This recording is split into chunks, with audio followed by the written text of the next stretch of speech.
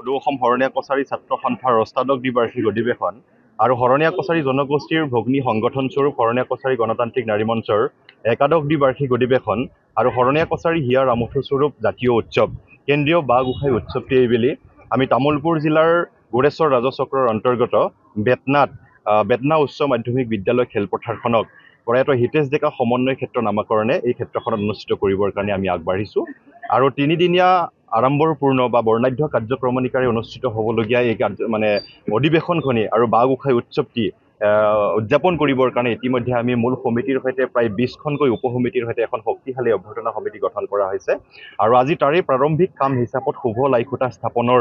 দিন ধাৰ্য কৰা হৈছিলে ইতিমধ্যে আমাৰ ৰভাৰ মূল লাইখুঁটা স্থাপন কৰা হ'ল আৰু শৰণীয়া কছাৰী জনগোষ্ঠীৰ উপাস্যস্থলী গোঁসাই ঘৰৰ মূল খুঁটাও আজি প্ৰতিষ্ঠা কৰা হ'ল আৰু এই কাৰ্যসূচী দুটা ৰূপায়ণ কৰিছে শৰণীয়া কছাৰী উন্নয়ন পৰিষদ অসমৰ সন্মানীয় অধ্যক্ষ কিশোৰ কুমাৰ দাস ডাঙৰীয়াই মূল লাইখুঁটা স্থাপন কৰে আৰু গোঁসাই ঘৰৰ খুঁটা স্থাপন কৰে শৰণীয়া কছাৰী সাহিত্য সভা অসমৰ সন্মানীয় সভাপতি লোকশ্ৰী সোণবৰ বৰুৱা ডাঙৰীয়াই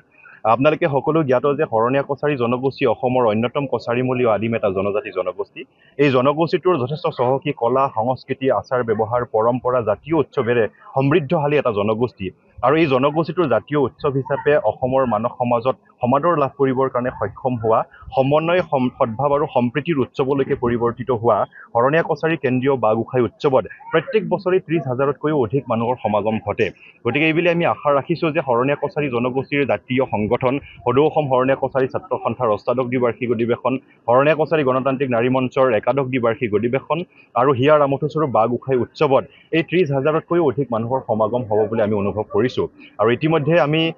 এই অনুষ্ঠানৰ মুকলি সভাত মুখ্য অতিথি হিচাপে অসমৰ মাননীয় কৰ্মঠ মুখ্যমন্ত্ৰী জনপ্ৰিয় মুখ্যমন্ত্ৰী ডক্টৰ হিমন্ত বিশ্ব শৰ্মা ডাঙৰীয়াক মুখ্য অতিথি হিচাপে নিমন্ত্ৰণ জনাইছোঁ বেতিয়াৰ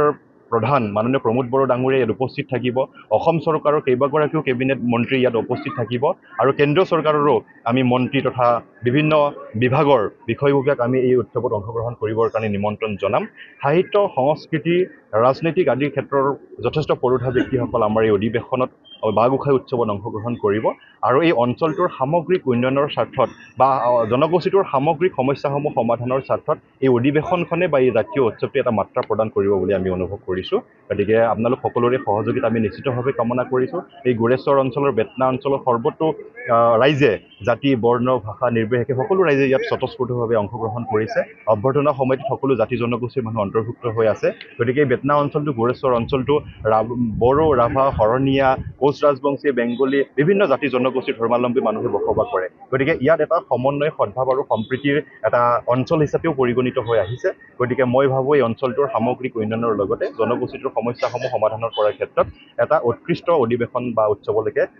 ৰূপান্তৰিত হ'ব বুলি মই আশা ৰাখিছোঁ যিকোনো খবৰৰ বাবে যোগাযোগ কৰক 7099017330 লগতে 7099017110 নম্বৰত